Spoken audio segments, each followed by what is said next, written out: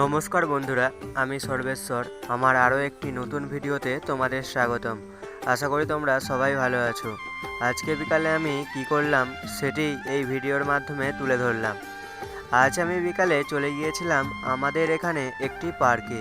পার্কের পরিবেশটা ছিল ঠিক এই রকম। কত ছোট ছোট ছেলেমেয়েরা তাদের ইচ্ছে মতো খেলা করছে।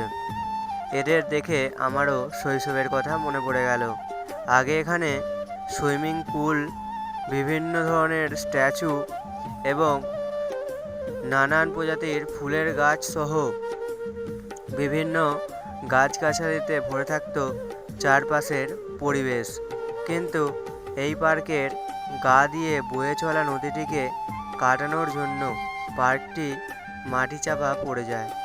আস্তে আস্তে মাটি সরিয়ে পার্কের কাজ নতুন করে আবার শুরু হয়।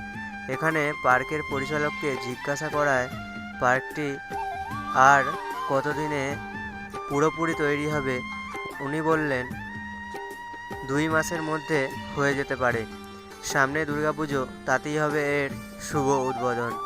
তারপরে আমি পাশের একটি চেয়ারে বসতে যাই। গিয়ে দেখি ওখানে একটি চিঠি পড়ে আছে। চিঠিতে কী লেখা ছিল তোমরাই দেখে নাও। তারপরে আমি বেশ কিছুক্ষণ ওখানে বসে থাকার পর সন্ধ্যা হব সময় আমি বাড়ি ফিরে আসি।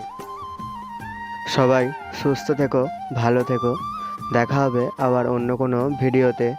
ভিডিওটি যদি ভালো লেগে থাকে অবশ্যই লাইক, কমেন্ট, শেয়ার করতে ভুলবে না। আর সাবস্ক্রাইবটা করে দিও যাতে আরও নতুন নতুন ভিডিও তোমরা দেখতে পারো। টাটা বন্ধুরা।